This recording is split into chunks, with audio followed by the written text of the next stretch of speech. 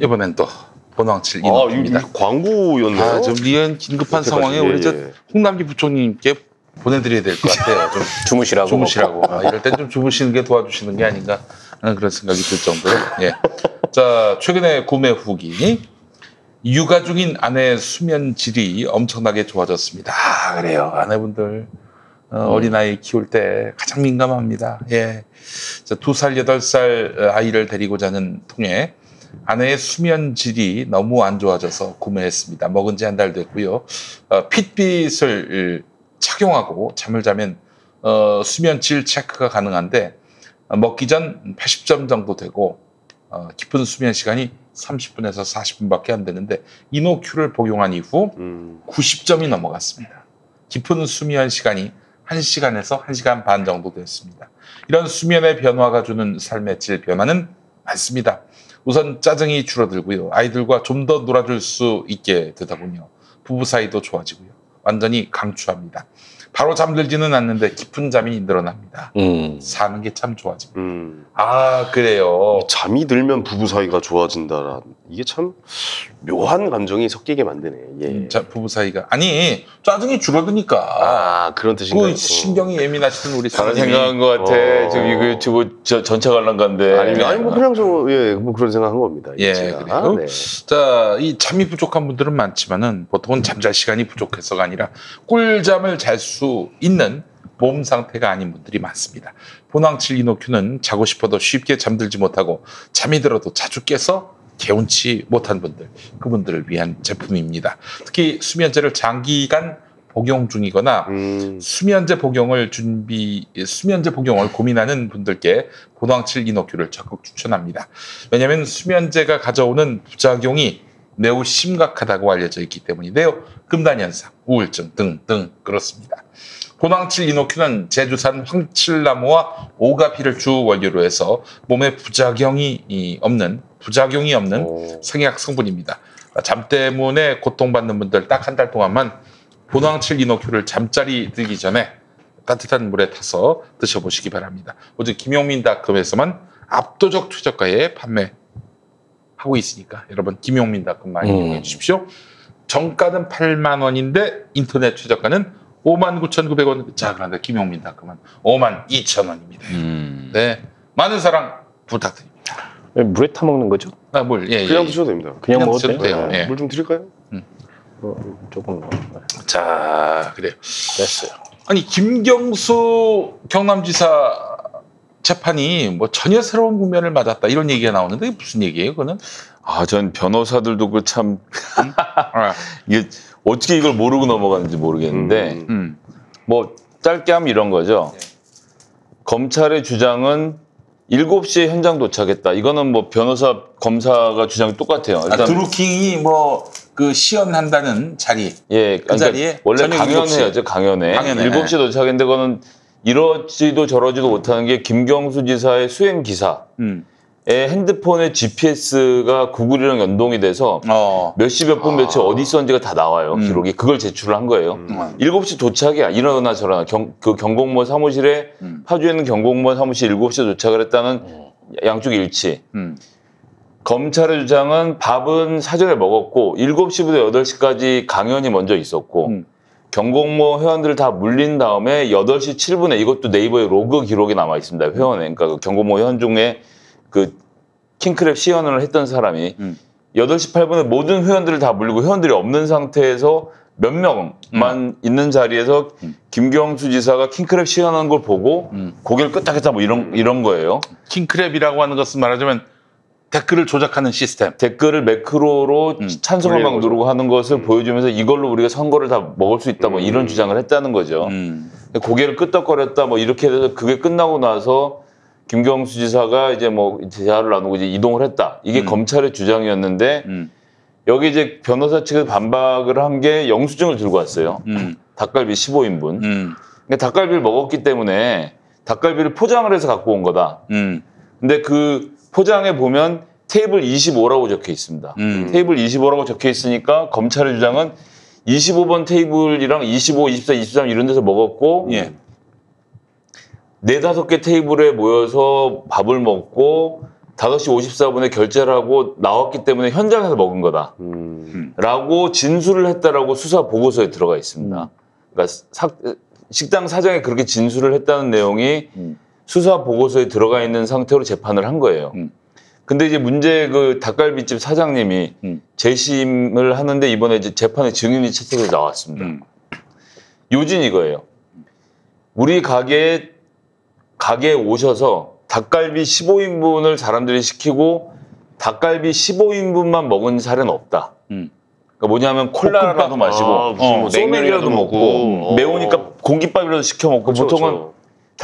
닭갈비를 시키는 게 아니라 세트 메뉴를 그래도 싸니까 시켜서 맞아. 볶음밥까지 들어가 있는 걸 시켜 먹지. 볶음밥을 먹어야지. 네, 그건 용천정 아닙니까? 안 된다. 그렇게는 아니라는 게 하나. 그다음에 더 중요하게는 그 하고 있는 소위 말하는 정통 닭갈비는 테이블이 19번까지밖에 없어서 25라는 건 가상의 테이블이라는 거예요. 그래서 그 가상의 테이블은 왜 만들어 놨냐 하면 포장 주문을 받을 때 25번 테이블로 주문이 들어가 있다는 거지. 근데 25번이라는 테이블은 그 가게에서 그러니까 포장용으로 쓰이는 것이다라는 증언을 오늘 와서 했어요. 그리고 검찰이 전화 자기한테 했는데 내가 이런 취지로 답변을 했다라는 얘기까지 한 거예요. 네. 그 얘기는 뭐냐면 특검이 수사 보고서를 만들면서 그 닭갈비집 사장의 증언을 왜곡해서 실어 넣은 것이고 이것은 이제 허위 공문서 작성으로 연결이 되는 중요한 고리가 되는 겁니다. 그래서 그 얘기를 다시 정리하면 결국은 5시 40분에 경공모에 회원 누군가가 와서 15인분 결제를 했고 닭갈비집 사장 얘기로는 포장할 경우에는 2+1 2인분에 1인분씩 얹어줘서 23인분을 자기가 줬다는 것이고 그걸 싸가지고 간 경공모 회원이 현장에서 그걸 데워서 7시에 김경수 지사가 왔을 때 8시까지 같이 밥을 먹으면서 환담을 먼저 나누고 8시부터 9시까지 강연을 했기 때문에 8시 7분에 킹크랩의 시연을 볼 수 있는 물리적 조건이 되지 않는다라는 것이 이번에 입증이 돼서 김경수 지사가 2심에서 무죄를 받을 확률이 아주 올라간. 네. 그리고 더 중요하게는 말씀드린 대로 특검에서 닭갈비집 주인의 증언이랍시고 집어넣었던 내용을 닭갈비집 주인이랑 그런 취지로 이야기한 적이 없다라고 정면으로 들이받으면서 특검이 이제 허위 공문서 를 작성했다라는 의혹에까지 휩싸이게 됐습니다. 별꼴을 다 보는군요. 네. 이거 어떻게 이런 일 정말 자의적으로 해석을 하는 거예요. 검찰이 그냥. 아니 검찰이 아니야. 포장을 해줬. 검찰인다 특검. 포장을 해줬다라고 전화 통화를 했는데 그 보고서에는 현장에서 먹은 걸로 올라간 거예요. 이건 잘못 들은 정도가 아니에요. 이걸 어떻게 다 같이 들었을 텐데 증언을. 어쨌든 특검은 자기 이제 이 공소의 논리가 깨졌어요. 그리고 김경수 지사는 그 기존에 1심 때 주장하지 못했던 유력한 알리바이가 생겼고. 근데 이제 저걸 이제 법원이 어떻게 판단할지는 지켜봐야 되는 건데. 근데 이제 저는 너무 터무니없는 게 이런 거죠. 그러니까 김경수 지사가 오기 전에 경공모 회원들이 거기 와서 식사를 했다. 15인분을. 이게 이제 검찰 주장이에요. 특검 주장이에요. 그리고 나서 계산을 하고 갔고, 가서 이 7시부터 8시까지 브리핑을 들었고, 그 다음에 8시 7분부터 23분까지 킹크랩 시연을 봤다. 요게 기존의 이제 검찰의 주장이에요. 그거에 의해서 이제 유죄 판결을 내린 거예요. 근데 이번에 이제 닭갈비 사장이 나와서 얘기한 건 아까 얘기했듯이 먹고 간 게 아니고 싸갖고 갔다. 포장이다. 그리고 테이블 25번은 없다. 가공의 넘버다. 그러니까 자기 집에는 1번부터 19번까지만 있고 나머지는 그냥 가공의 이 번호고 그 가공 그러니까 배달을 의미하는 거다. 25번이라는 거는. 그래서 이제 김경수 변호인 쪽에서는 근데 나는 왜 1심 때 이걸 주장을 안 했는지 모르겠어.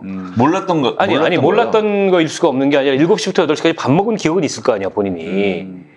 그리고 나서 밥 먹고 강연했다면 그걸 왜 1심 때 주장을 안 했는지 모르겠어. 증거는 영수증이나 이건 나중 문제더라도. 그 점이 그래서 석연치 않아요. 아니, 내가 아무리 그때 바쁘고 했다고 하더라도 그 사무실에서 몇 번 갔지만 2번인가 3번인가 갔지만 그 킹크랩 시연을 봤다고 주장한 날 내가 몇 시부터 도착해서 제일 먼저 뭘 했고 그 다음에 뭘 했고 이걸 기억 못할 리는 없거든요. 그런데 1심에서 왜 그걸 주장을 안 했을까? 이 점이 좀 의아한 대목이고. 근데 이제 그 당시의 상황을 명확하게 기억한다는 건 좀 어렵지 않을까요? 아니 근데 지금은 그럴 수 있는데 1심 재판이 시작된 시점을 보세요. 그러면 그 사건이 킹크랩 시연 사건이 있었던 시기하고 비교했을 때 저는 충분히 기억할 만한 시간이었다고 봐요. 근데 이제 나는 재판부가 그 점에 대해서 의아하게 생각했을 것 같아. 왜 1심에 그럼 의아하게 생각할 것 같아요. 1심에 왜 이 주장이나 혹은 그 주장에 근거한 증거 제시를 위해서. 근데 1심에 변론의 요지에 그런 내용은 전혀 포함이 안 돼 있는 걸로 알고 있어요. 시간대별로 쪼개가지고 알리바이를 입증하려고 하는 그런 시도는 별로 없었던 것 같아요. 아니 근데 제가 봤을 때는 그거는 아마 이런 그 공소 자체가 너무 터무니없어서 당연히 무죄 안이하게 대응한 게 아닌가 변호인이. 구속까지 됐는데. 아니 그렇다 하더라도 그 쟁점은 다른 데 있다라고 판단을 하고 그 시간상의 알리바이까지 굳이 칠 필요가 있겠는가. 아니 그래서 이제 검찰 입장에서는 네. 어쨌든 저렇게 그 법정 증언으로 그 증인의 증언으로 검찰의 알리바이가 깨졌기 때문에 저거를 다시 증명을 해야 돼요. 특검에. 예. 그러면 저게 예를 들어서 뭐 김경수 지사 측의 회유를 받아서 그 사장이 닭갈비 사장이 증언을 바꿨다든지 뭐 이런 식의 입증을 해야 저 알리바이를 다시 깰 수 있는데 상황은 굉장히 묘하게 돌아가고 있어요 지금. 근데 이제 그건 불가능한 게 드루킹이 그 본인의 아내하고 주고받은 텔레그램 내용을 보면 닭갈비 20인분을 포장해 오려고 해요. 데워서 먹으려고요. 라고 말을 하고 부인이 네라고 대답을 한단 말이에요. 그리고 15인분을 시켰잖아요. 근데 좀 전에 말씀드렸지만 이게 2+1이라 15인분만 시키면 23인분이 나와. 그러니까 드루킹이 애시당초 이걸 알고 가서 15인분만 주문을 한 거예요. 그럼 23인분을 주니까.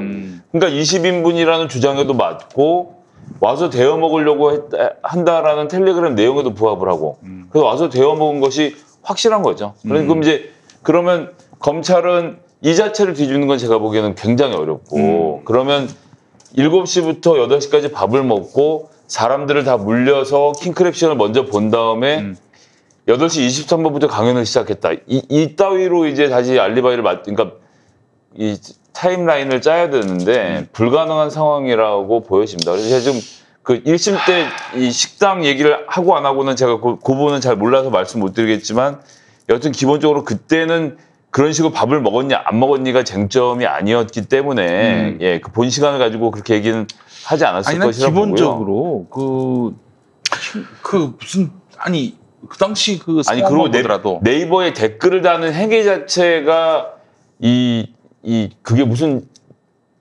그 대선에 무슨 변수가 되겠어. 위반으로 해서 기소한 사례도 그 전에 찾기가 어렵고 그러니까 범죄 사실 자체가 만들어지지 않는다는 것을 입증하는데 주력을 했기 때문에 했던 거라고 생각을 하는 거고 2심에서 이제 이 타임라인에서 들여다 보니 이게 빼도 박도 못하는 증거인 기사에 그 GPS는 붙어 있고 그리고 그 식당 주인이 나와서 그렇지 않은데 그러니까 이제 거꾸로 얘기하면 변호사가 말씀하신 대로 알았으면 사전에 다 조율을 해서 했겠죠. 근데 검사도 변호사도 모르는 상태에서 식당 주인이 나와서 그냥 현장에서 얘기를 해버리면서 확 뒤집어진 거거든요, 지금.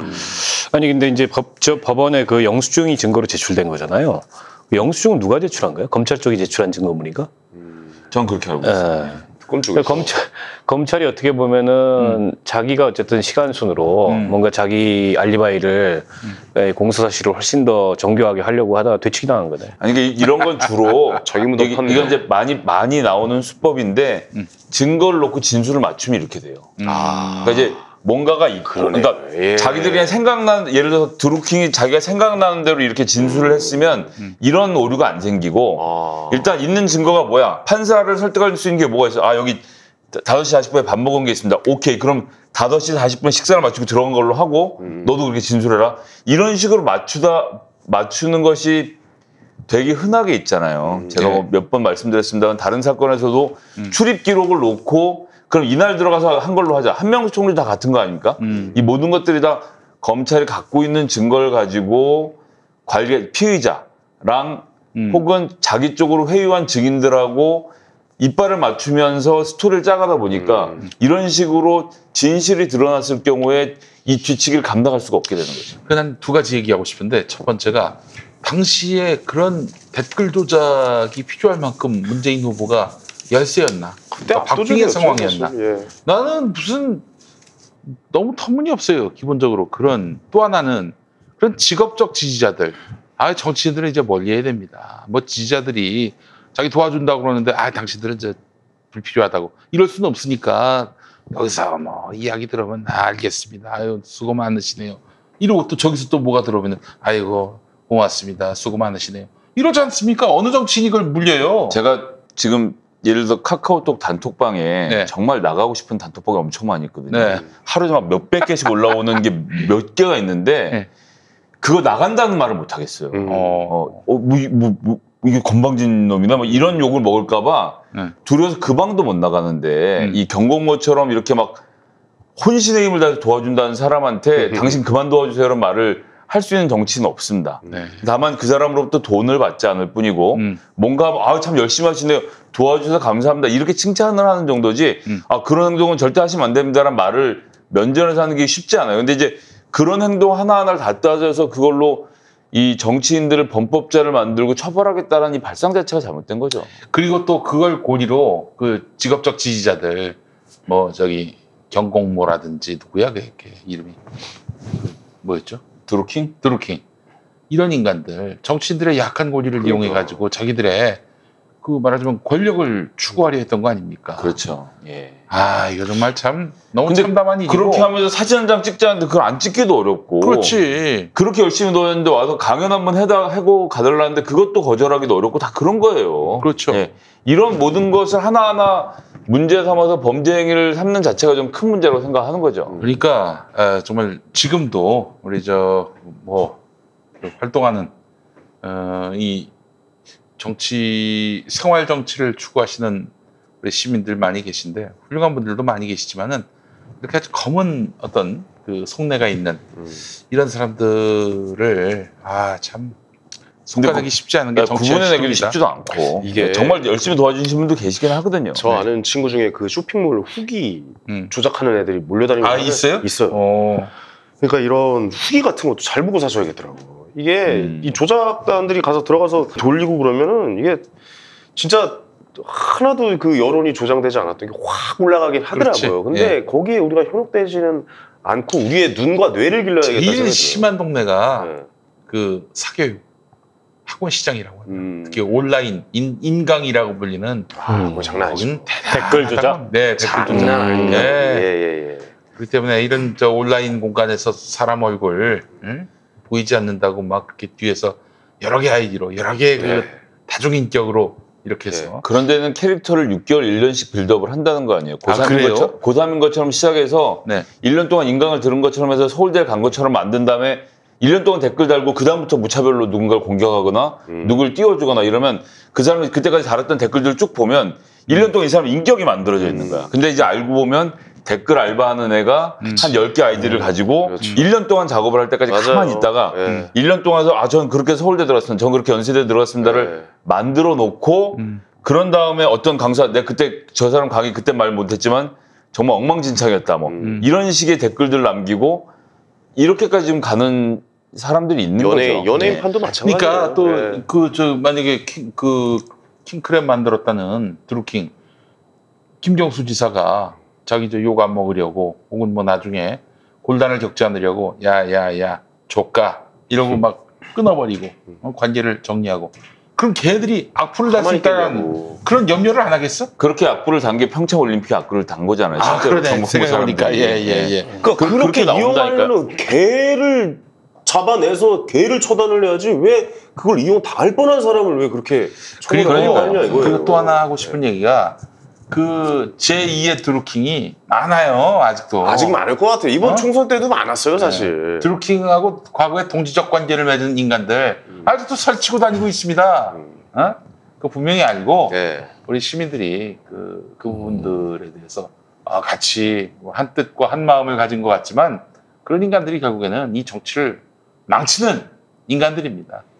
근데 또 한편으로는 이런 거죠. 그래서 정치를 망치는 사람들인데 이 사람들이 한 행위는 정치를 망치는 행위에 대해서는 정치적으로 압박을 가고 정치적으로 해결을 해야 되는데 이 모든 행위들을 다 검찰들은 법정을 끌고 가갖고 이 모든 것들을 범죄화하는 것도 사실은 문제라는 거예요. 이런 것들은 시민들이 여론으로 거르고 정치적으로 해결해야 될 문제인 건데 법원이 다 판정을 해주는 네이버가 업무방해를 당했다고 좋아요를 누른 게 네이버가 업무방해를 당했다고 지금 사람을 징역을 살려야 된다고 주장하는 게 검찰의 주장이라는 점도 우리가 전 매우 좀 엄밀하게 지켜볼 필요가 있다는 생각이 듭니다. 네, 알겠습니다. 남북관계 문제는 우리 정의당 김종대 전 의원께서 나오셔가지고 오늘 김용민 브리핑에서 말씀해 주셨는데 말씀하셨어요. 예. 대북전단 살포 했다고 하더라고요. 뭐 어젯밤에 했다는데 50만 장 날렸다는데 아닌 것 같은데? 아니야, 풍선 하나만 날렸대. 그리고 돈도 안 나왔다고 합니다. 그리고 기본적으로 정말 북한에다가 뭐 전단 살포를 하고 싶다면 만주 갔어야 됩니다. 만주. 바람의 방향이 바람이 이쪽으로 하나요? 근데 그 파주에서 쐈는데 홍천에 갔잖아. 그러네. 왜 하지 말라는 걸 이렇게 하려고 하는 건지 모르겠어요. 아니 근데 이거는 사실은 저는 꼭 지적하고 싶은 퍼포먼스니까. 이게 그래도 참 P518이라고 하는 휴전선의 비행 금지 구역이 설정되어 있는데 이게 NLL처럼 비행 금지를 하는 건 뭐냐면 북한이 내려오지 말라는 비행 금지가 아니라 이게 그 선 긋기는 미군들이 그은 거거든요. 여기 이상 넘어가면 군사 분쟁이 생길 수 있으니 남한에 있는 모든 비행기는 여기 넘어가면 안 되라고 그어놓은 선이 P518이에요. 그래서 모든 정류에 뭐 초경량이고 뭐가 하여튼 이걸 넘어서는 못 날리거든요. 허가를 받아야 되는데 심지어는 이 항공안전법 자체는 국토교통부지만 P518 관리는 국방부가 한단 말이에요. 그랬는데 이게 2014년에 똑같은 문제가 한번 불거졌었죠. 맞아요. 그때도 이제 대북전단 살포한다고 막 그랬을 때 이 문제에 대해서 항공안전법 위반인지를 묻는 질문에 통일부 당국자가 국토교통부랑 상의해봤는데 기구는 그러니까 풍선은 이 조종하는 장치가 없기 때문에 이 비행체가 아니다라고 유권 해석을 했다라고 기자들한테 설명하고 그다음부터 이제 이 탈북자한테 풍선을 막 날리기 시작을 한 거거든요. 근데 그때도 현행법 위반이었어요. 왜냐하면 그 항공안전법의 기구. 그러니까 우리나라는 기구랑 풍선이 다른데 영어는 둘 다 벌룬이란 말이에요. 그래서 이 자유기구라는 게 들어 있습니다. 법에 아예. 그래서 자유기구라는 건 풍선인데 프리 벌룬인 거예요. 그냥 지가 날아다니는 건 거지.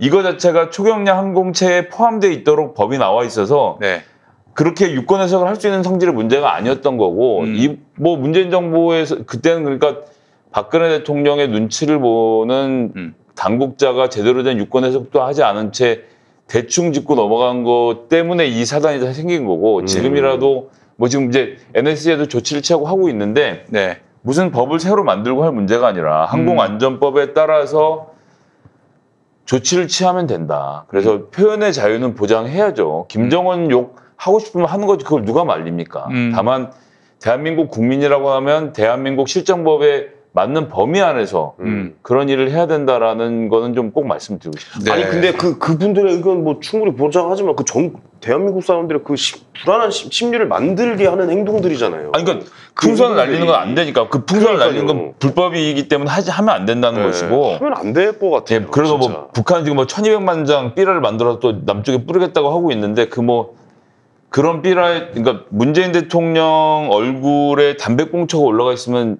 대한민국 인민들이 분노할 거라는 그런 말씀은 어디서 나오는 건지 제가 초등학생 같아요. 저렇게 1200만 장 찍을 게 아니라 삐라에다가 조선일보를 집어넣어서 날리면 되지 않겠나.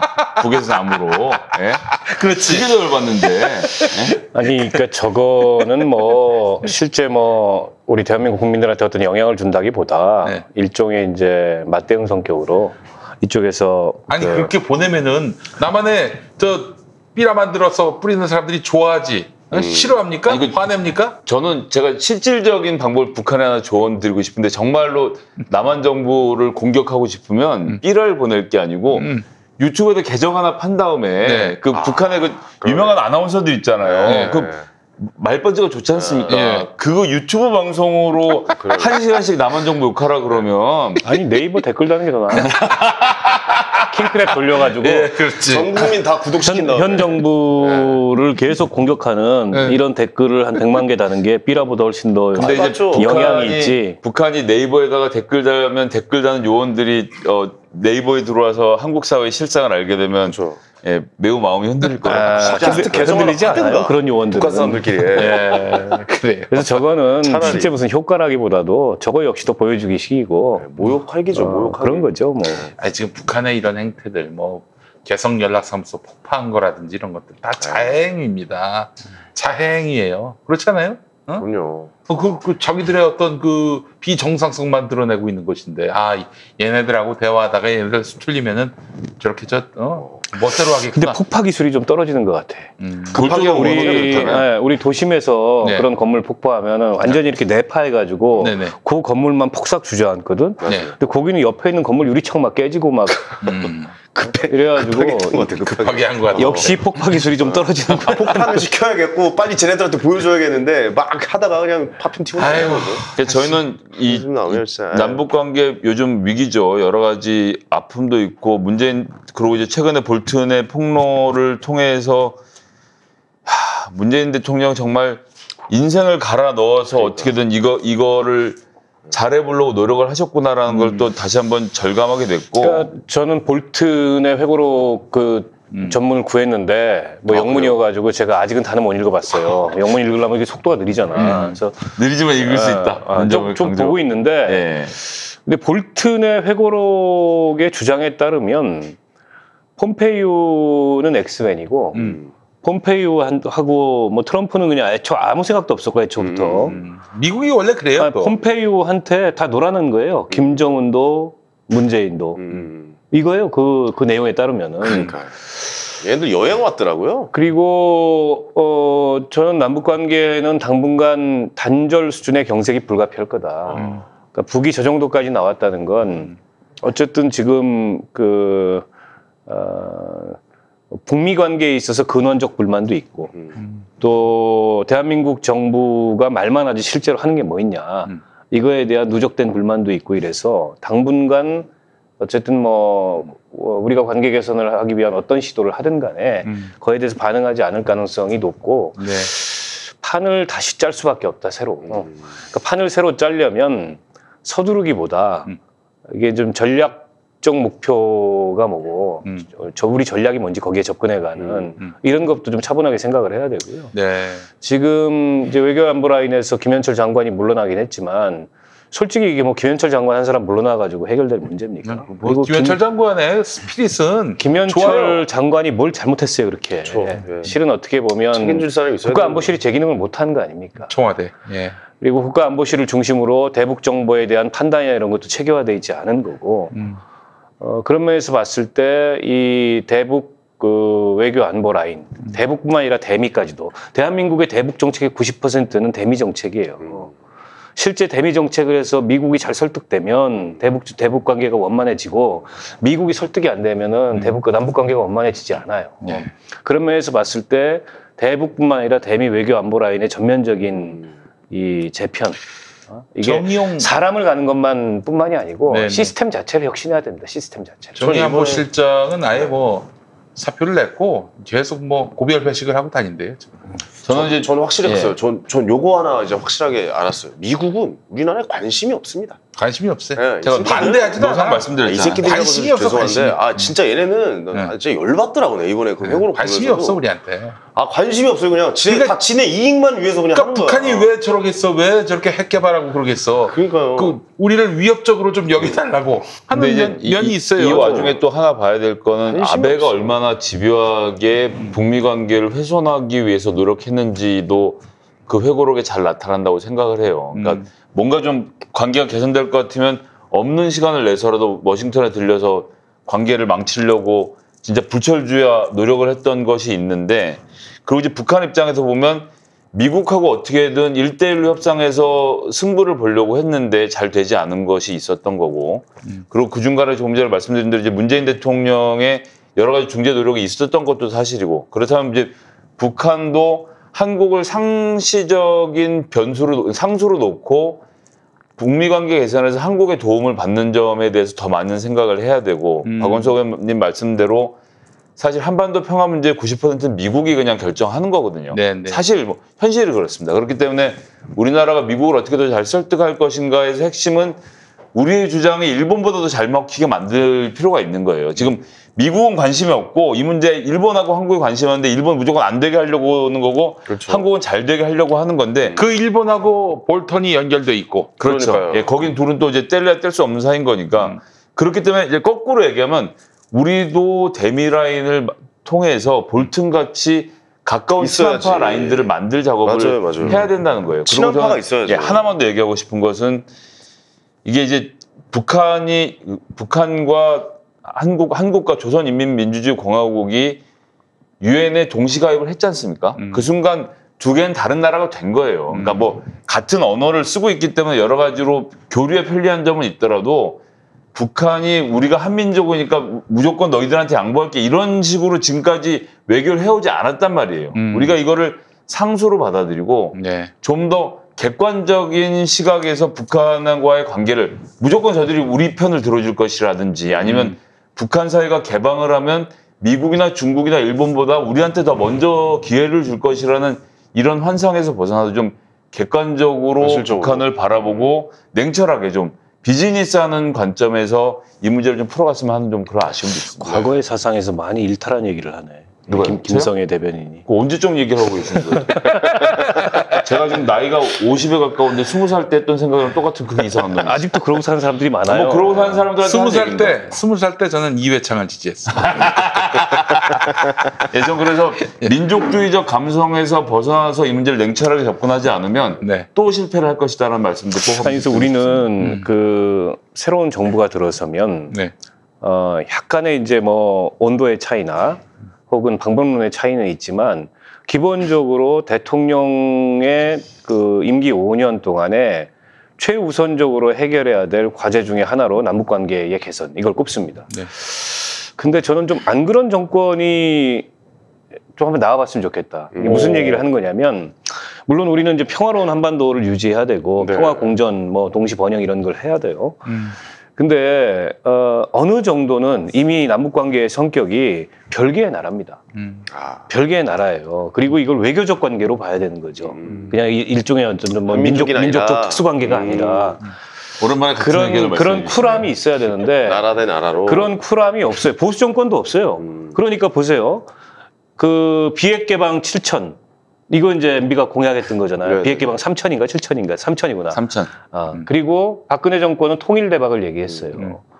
그리고 이 정부도 마찬가지로 어쨌든 거기에 올인하다시피 임기 초반에 했던 거고 물론 북핵이라는 현존하는 위협이 있기 때문에 이 문제로부터 우리가 어떻게 안전할 거냐 어떻게 평화를 지킬 거냐 이거는 나이브할 수 없다. 이거는 당연히 중차대한 과제인데 예. 지금처럼 남북관계가 거의 단절 수준의 냉각기로 갈 때는 우리도 좀 이 냉정함을 되찾을 필요가 있고 김여정이 한마디 했다고 삐라 금지하는 전단 금지하는 법 만들겠다 이런 것 자체가 사실은 우리가 쿨하지 못한 거예요. 그 법 안 만들어도 막을 수 있는 방법 다 있고 그리고 저기서 뭐라고 한마디 했다고 여기 뭐 외교안보 라인을 다 목을 치고 이런 것도 웃긴 거죠. 너무 좀 기는 그래서 것 제가 같다. 외교안보 라인을 전면 개편해야 된다는 거는 인적 청산뿐만이 아니라 시스템을 좀 바꿔야 되는데 지금은 이게 이 시스템이 체계화가 안 돼 있습니다. 대북 정보에 대한 판단도 체계 안 돼 있고 국가안보실을 중심으로 그걸 이제 공유하는 이런 체계도 안 돼 있고 이런 것들을 좀 바꿔야지. 우리 민족끼리 얘기하는데 진짜 우리 민족끼리를 북한이 좋아할까요? 미국은 간섭도 하지 말고 관심도 두지 말고 지원도 하지 말고 아무것도 하지 말고 우리 민족끼리 다 하자라는 걸 정말 북한이 좋아할까요? 저는 별로 좋아하지 않을 것 같아요. 그렇다면 개성 폭발을 할 수가 없죠. 사실은. 예? 어떻게든 인내하고 남한의 그런 사정도 다 이해를 해주고 그러면서 야 미국하고 좀 그만 가까워지고 우리하고 가깝자. 이렇게 얘기할 거란 말이죠. 이렇게 남한을 상대로 대놓고 아주 무례하게 겁박하고 그러지 않을 거예요. 참 안타깝고. 안타까운 현실입니다. 예. 예. 자해하는 거죠, 뭐. 그게. 자해야 자해. 이거 좀 아니 근데 그럴 만한 이유도 있어. 판문점 선언에서 저 합의한 거 하나도 안 지켰거든. 사실 우리나라 뭐가 해준 뭐 근데 미국이 뭐 문지겨야지 우리가 뭘 해주든지 말든지. 그러니까 그 선거 발의될 우리 관료들의 이런 무능과 무개념 난 뭐 기타 또 있어야 된다고 보고, 아니 사실 뭐 통일 관료뿐만 아니라 이 대통령이 어떻게든 이 추경을 여러 번 해서라도 국가가 할 수 있는 모든 일들을 다 해야 된다라는 입장인데, 국간지기가 말이죠. 뭐 지가 뭐 돈 그 금고에 그 관리인일 뿐인데 뭐 지돈인 것처럼 저 행세하는거나 그것뿐입니까? 뭐 저는 아까 부동산 대책 얘기도 나왔는데, 부동산 관료들, 관계부처 관료들의